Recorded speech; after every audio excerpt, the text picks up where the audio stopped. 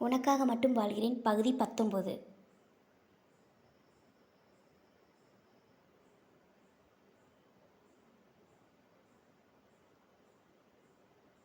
Order என்னவென்று server கேட்டுவிட்டு சென்றதும், முக்கியமான விஷயத்தை மறந்துட்டீங்களே கிஷோர். பணம், அழகு இதை மட்டுமே வைத்து ஒரு பெண் ஒரு ஆணை விரும்பிடுவான்னு எப்படி நினைக்கிறீங்க? அதுக்கு மேலே திறமை வேண்டாமா என்று கேட்டாள். அந்த கேள்வி கிஷோரை காயப்படுத்தியது போலும். அவன் குரல் மாறியிருந்தது. அப்படியென்றால் எனக்கு திறமை இல்லைன்னு சொல்ல வரீங்களா என்று கேட்டான் கோபமாக. திறமை இருக்கு என்று சொன்னால் போதுமா, நிரூபிக்க வேண்டாமா என்றதும் கேள்வியை அவளை நோக்கினான். புரியல, கொஞ்சம் புரியும்படியாக பேசுங்க என்று கூறினான் சற்றும் சினம் குறையாமல். அதற்குள் ஆர்டர் வந்துவிட சற்று நேரம் அமைதியாக இருந்தனர்.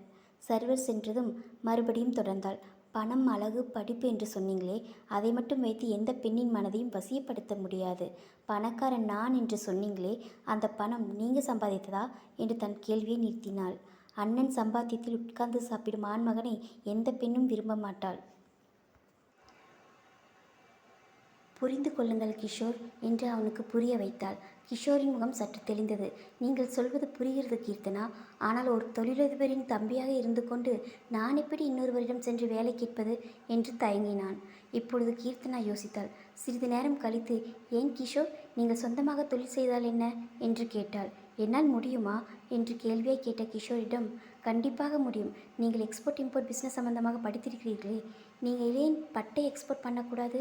அதிலேயே நிறைய விதமான பட்டுக்கள் இருக்குது. அதை பற்றின தகவல்களை நெட்டில் எடுத்து தருகிறேன். என்ன சொல்கிறீர்கள் என்று கேட்டாள். அது சரி, பணத்திற்கு என்ன செய்வது என்று மீண்டும் குழம்பினான். அதற்கு பேங்க் மூலம் அரேஞ்ச் பண்ணிக்கலாம், ஓகேவா என்று அவனுக்கு தைரியம் கூறினாள். அதன் பின்னரே அவன் முகம் தெளிவானது. தெளிவான சிறிது நேரத்திலேயே அவன் முகம் மறுபடியும் வாடியது. இப்போ என்ன கிஷோர் என்று கேட்டாள். அதுவரை ஸ்ரீஜா காத்திருப்பாளா என்று தயக்கத்துடன் கேட்டான். உங்கள் காதல் உண்மை என்றால் அந்த காதலை உங்களை சேர்த்து வைக்கும் என்று அவனுக்கு நம்பிக்கை அளித்தாள். அவன் சொன்ன வார்த்தைகள் அவளுக்காகவே சொன்னது போல் அவள் காதில் ஒலித்தது. தன் காதலும் அவ்வாறு வெற்றியடையுமா என்று அவள் மனம் ஏங்கத் தொடங்கியது. என்னால் தொழிலில் வெற்றியடைய முடியுமா என்று குழம்பினான்.